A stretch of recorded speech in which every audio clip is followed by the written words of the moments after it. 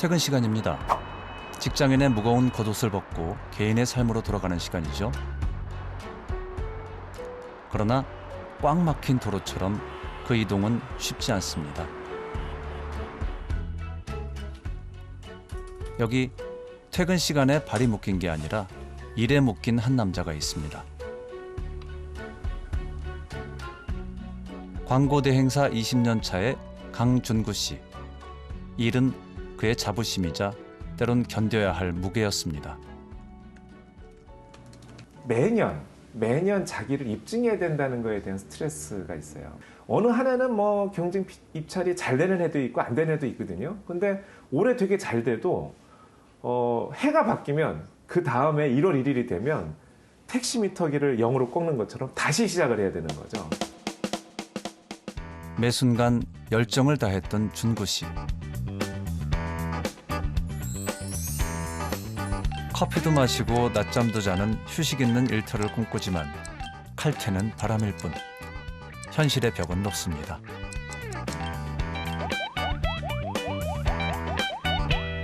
이 얘기는 좀 이제 부끄러운 얘기인데 저는 이제 제가 직장 생활을 20년을 했는데 휴가를 제가 3일 이상 내본 적이 없어요. 20년 동안에.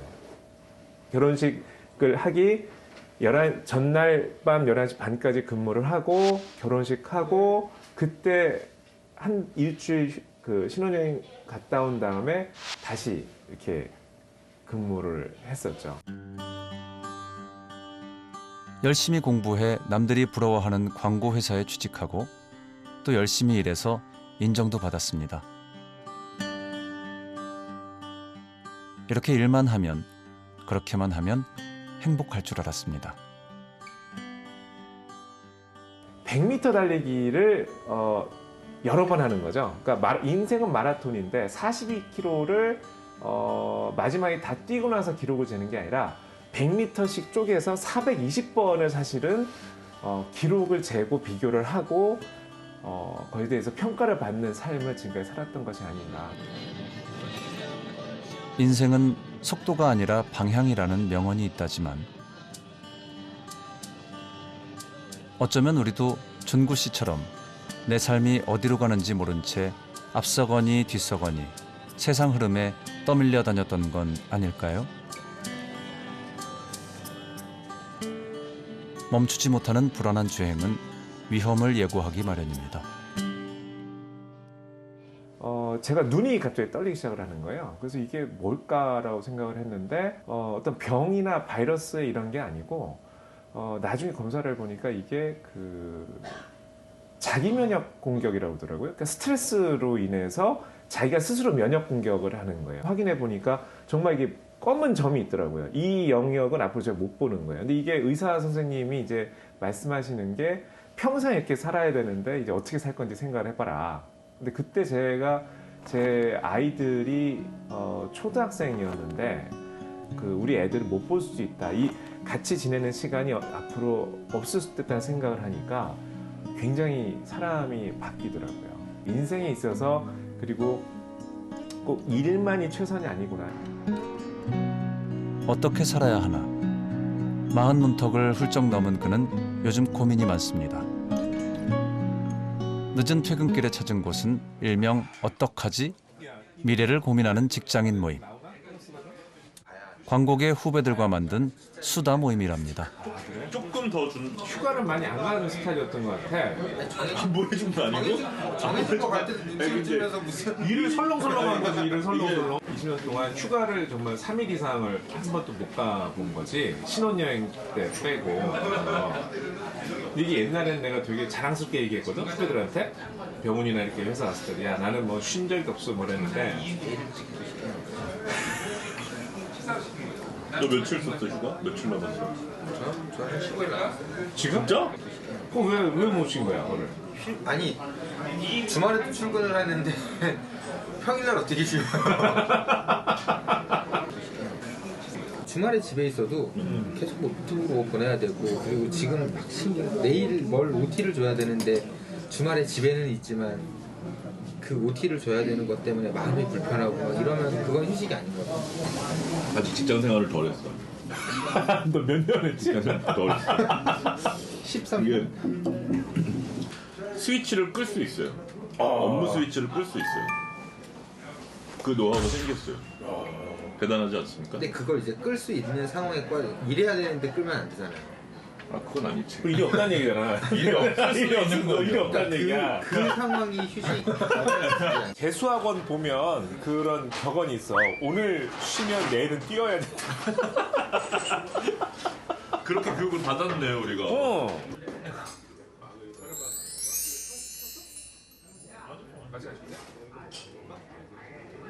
휴가를 엄청 타이트하게 계획하는 사람들 있잖아요.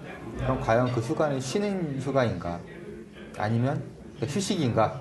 아니면 그 역조차도 강행군인가? 나를 위해서 내 공간에서 나 혼자 시간을 보내고 싶은 마음은 있는데 그게 이제 우선순위에서 좀 뒤로 밀리는 거죠. 왜냐면 평상시에는 가족들이랑 잘 못하는 거니까 저 혼자 할 수 있는 3일이 주어진다면 전 정말 아무것도 안 하고 싶어요. 예, 아무것도 안 하고 싶어요. 자, 제가 우리 모임에 구호를 하면은 따라주기 바랍니다. 어떡하지?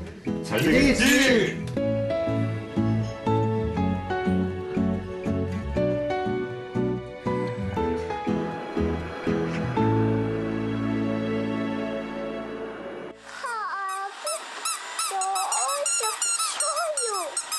애들 키우는 집의 아침이 다들 이렇지 않을까 싶은데요. 집안일 하랴 애들 챙기랴 보통 일이 아닙니다. 자, 놀아. 헌데 엄마 혼자 열일 하는 동안 방 안에 콕 박혀서 컴퓨터만 하고 계시는 아빠 경목 씨. 부랴부랴 애들 챙겨 어린이집 가느라 종종 걸음인데 내다보지도 않으시네요.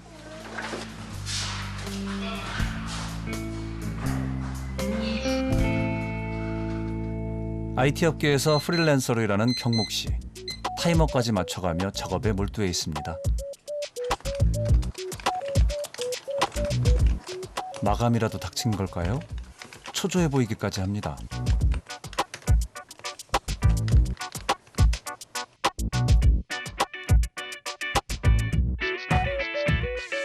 (20분에) 맞춰져 있는 타이머에 시간이 줄어들수록 일에 속도를 냅니다.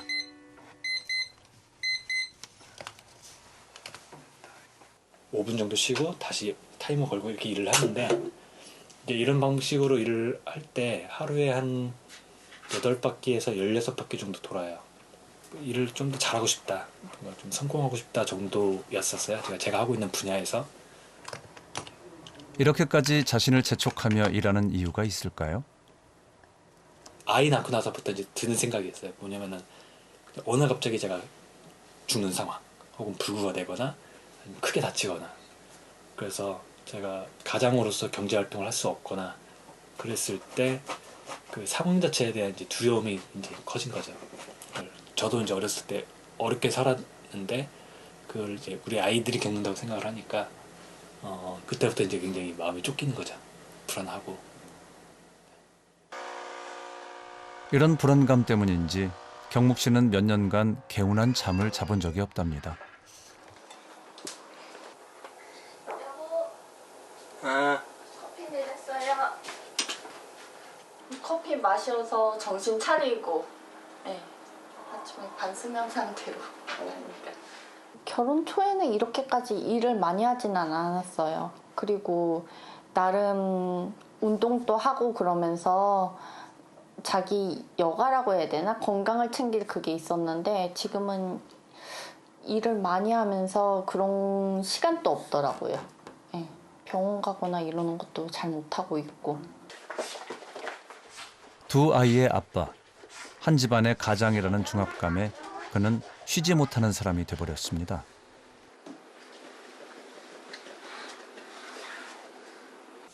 이렇게 바깥에 보면서 잠깐 쉬는 데가 호흡이 안 됐던 거죠. 네. 그래서 이제 하던 일 일단 중단하고 뭐 왜 이런 증상이 나타나는지 검색도 해보고 했는데 일단 병원에 가기 전에 일단 좀 알아봤을 때는 신체적인 문제는 아닌 것 같고 다른 문제인가 싶어서 이제 심리 상담도 받아보고 그랬었죠. 그리고 심리 상담 받을 때도 이제 좀 쉬거나 자기 자신을 좀 돌아보는 그런 시간을 가져야 된다고 했는데 이제 모르겠는 거죠. 아 그렇구나. 17살에 IT 업계에 뛰어들어 20여 년을 내리달렸고 사업체를 꾸릴 만큼 성공도 했습니다. 그러나 묵묵히 걸어온 그 길에 자신을 위한 휴식은 없었습니다.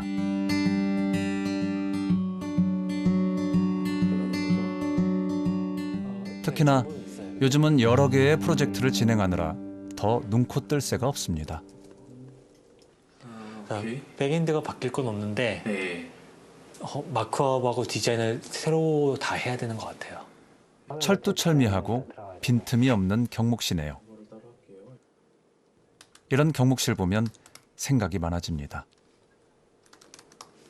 저희가 하고 있는 일들이 업종이 이게 공돌이의 뭐 어떻게 보면은 개발 관련된 일들이 하시는 분들이 다 비슷한 것 같긴 해요. 그러니까 어렸을 때부터 잘 못 놀아봤던 사람들이 그대로 이제 일만 하다가 커와서 이제 여가 시간들이 조금 생기기도 하고 뭐 그러기도 하는데 그때 어떻게 보내야 될지 다들 몰라 하는 것 같아요. 안 해봤으니까.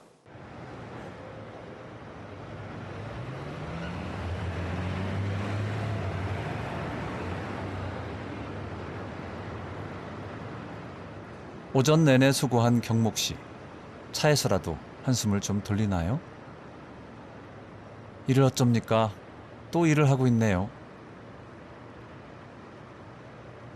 일만 하는 경목 씨가 짠한 건 그의 모습 속에 우리가 비춰 보이기 때문일 겁니다.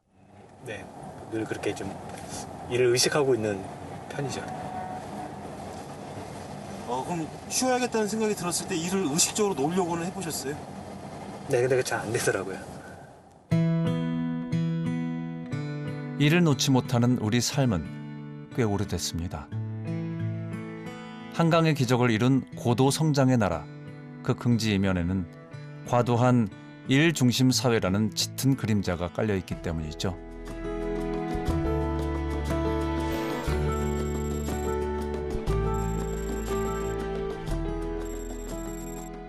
직장인의 95%가 번아웃을 경험했다고 합니다. 세계적으로 비교해 볼 때 1년 휴가 일수는 고작 15일. 가까스로 50%를 사용하는 휴가 못 가는 꼴찌 나라. 우리는 왜 주어진 휴가도 못 챙기는 걸까요? 휴가가 있지 않습니까? 법정으로 주어진. 그런 것들을 잘 챙기는 사람들은 뭔가 열심히 일을 하지 않는, 조직에 잘 적응할 의향이 없는 그런 사람들로 보는 은근한 그런 시각들이 있는 것 같습니다. 그래서 그런 사람들이 일종의 은밀한 왕따를 당하기도 하고 조직에서 충성하지 않는 그런 사람들로 인식되는 측면도 있기 때문에 아직까지 우리 문화가 휴식을 권장하는 문화는 아닌 것 같습니다. 일상의 소음 사이로 비치는 이른 오후의 햇살이 마음을 평화롭게 합니다. 나무 아래서 명상하는 이를 만났습니다.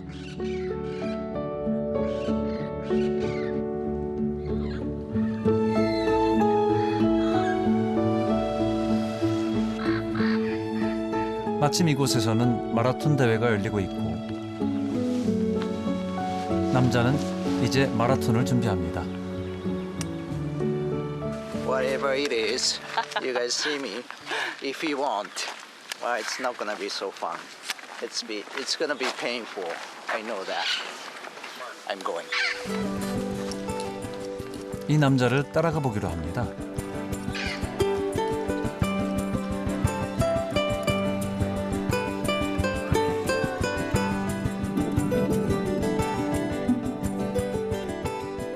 오직 두 발의 보폭과 자신의 호흡으로 대지를 딛고 달립니다.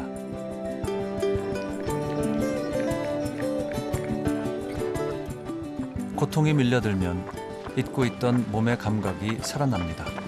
Almost there. Yeah. 마라톤은 그렇게 자신과 함께 달리는 경주입니다.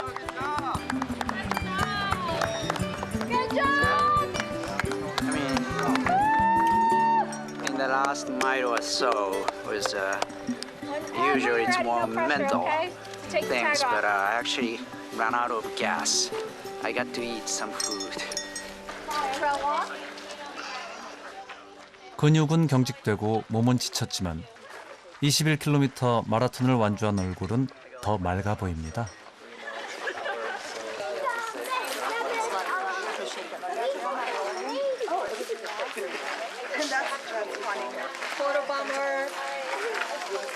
I'm a psychiatrist, and my typical days are like 10 hours a day in my office at the desk and listening to other people. So it's pretty much 100% mental, right?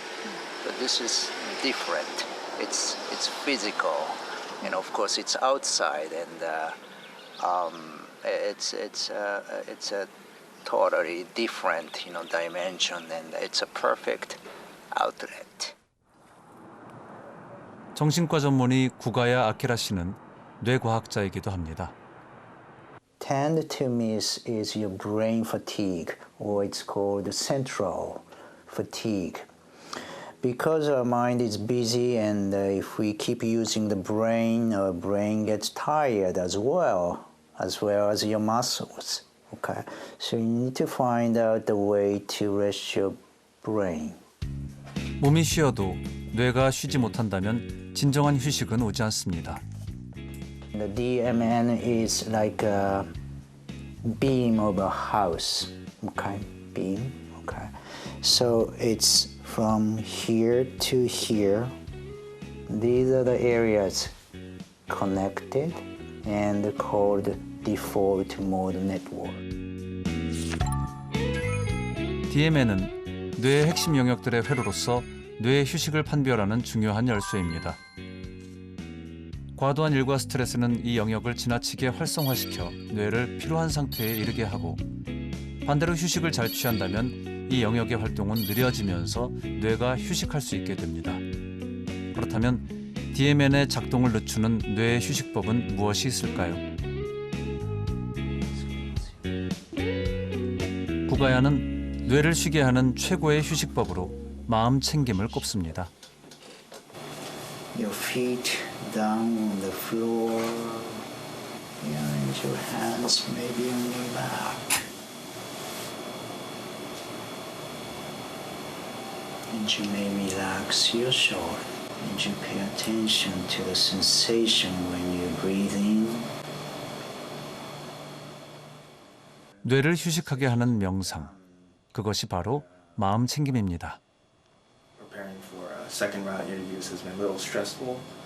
Really allowed me to not let my anxiety and overwhelm me to a point where I couldn't do it. So it's been a little tough, but because of what I learned here, I was able to. We don't have time to take a vacation every day 5 hours. So if you have 5-10 minutes, and if you can refresh, and if you can stay away from tiredness, why not? And mindfulness is one of the straightforward methods. 세계적 수준의 의과대학이 있는 캘리포니아 대학교 샌프란시스코 캠퍼스. 이 대학의 정신의학과 교수인 엘리사 에펠은 텔로미어의 특성을 밝혀내 노벨 생리의학상을 수상한 엘리자베스 블랙번과 함께 텔로미어의 효과에 대한 심층적인 연구를 해오고 있습니다. These caps at the end are our telomeres. And so these are very important protection for the genes here. And as we go through life, we want to have a healthy cellular environment. We want these to maintain strong, sturdy telomeres. 텔로미어는 세포 속의 염색체를 보호하는 덮개 역할을 합니다. 나이가 들어 노화가 일어날수록 텔로미어는 빨리 닳고 손상됩니다. 엘리사 에펠은 텔로미어를 보호하고 노화를 막는 연구 중 매우 흥미로운 사실을 발견했습니다. 숙련된 명상가 집단은 유전자 발현에 특이점을 보인다는 것입니다. 텔로미어가 더 길고 텔로미어를 보호하는 효소인 텔로머레이즈 분비가 잘 된다는 것. 그녀는 이 현상을 명상이 텔로미어에 미치는 효과라고 이야기합니다. Now that we know so much more about meditation and how that affects our biology, we change our psychological stress, our body stress, and this can change our cellular aging. When we meditate, we do different things with our mind. This focused attention, this attitude of kindness to ourselves and to others, and letting ourselves feel positive emotion when it happens, experiencing it more. So these things reduce all of these stress processes in the mind.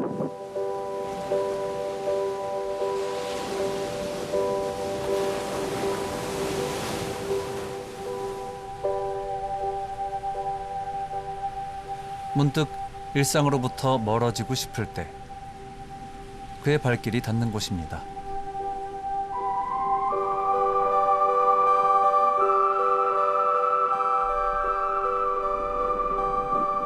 Inspirational point or inspiration point. It's really cozy and something special here. As you can see, some yellow small flowers are blooming here, and the nice vegetation here. Just being here makes you kind of mindful, and being mindful, and which means to me it gives me some rest.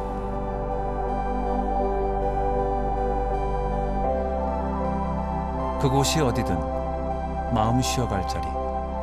여러분들은 어디신가요?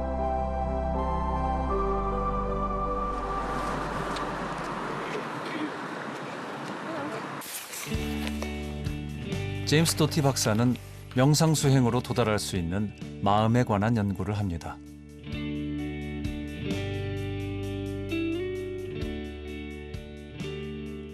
명상은 마음의 휴식을 이끌어 뇌가 휴식할 수 있도록 도와줍니다.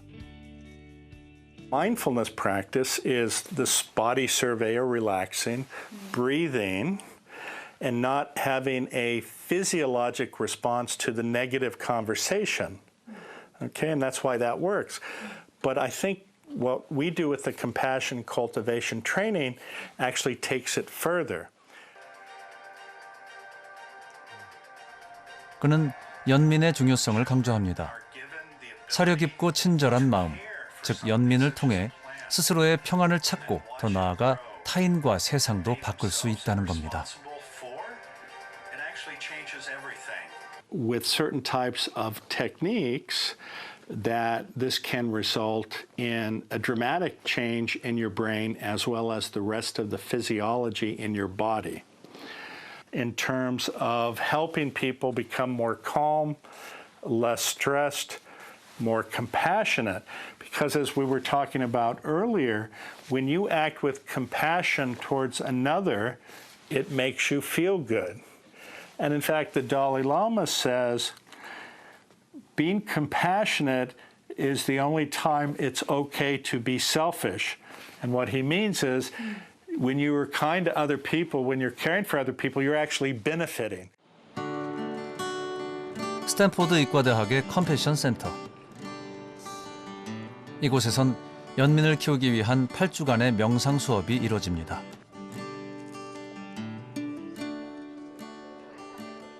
오늘은 8주간 수업의 마지막 날. Did everybody do their evaluations? Did you all do your evaluations?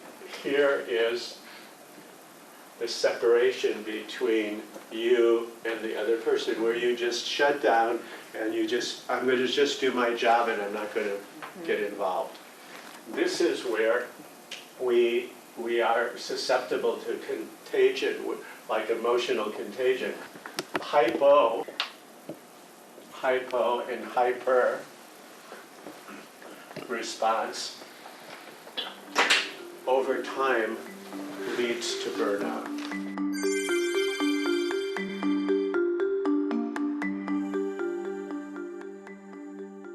And I also want to obviously review the week 7 module, the Tonglen. So be kind to yourself in that way. Practice listening to yourself. Really listening deeply to yourself. let this silence be a kind of refuge, of rest, of acceptance, of non-resistance. You see, give yourself a break. Give yourself a break. Be kind, be compassionate towards yourself. Practice self-compassion every day and remember the importance of appreciation for yourself and for the things in your life. Life isn't just about suffering. So really, really let that be part of your daily practice, so to speak. Relaxed. 연민을 키우기 위한 통렌 수행 시간입니다. Feel the contact of your feet on the floor. The space that might be a little bit calmer than it. See if there's a part of you that has empathy or compassion for that version of yourself who had that original intention. 티베더로 주고받기라는 의미의 통렌 수행은 타인의 고통과 절망에 닫혀있던 마음의 문을 열고 상대에게 자신의 행복을 나눠줌으로써 나의 참된 본성을 발견하는 것입니다.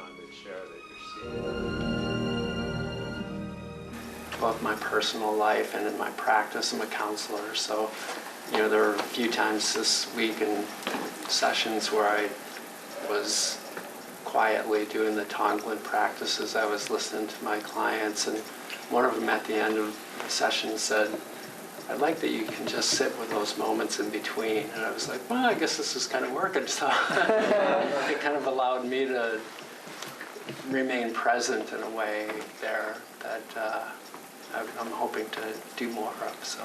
And then they let the first guy to come, and I had this beautiful 10 feet flowering maple tree.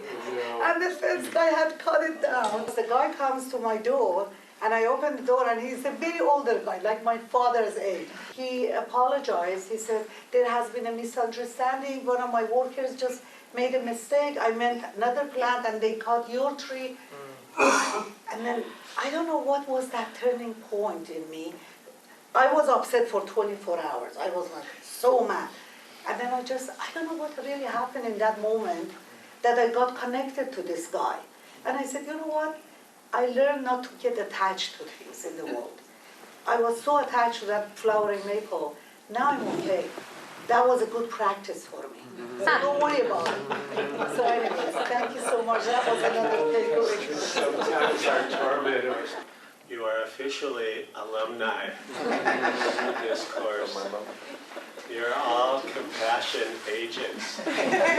Change this world that we live in to bring some kindness and concern, not only to yourself, but to everyone else. So go forth and spread the good news.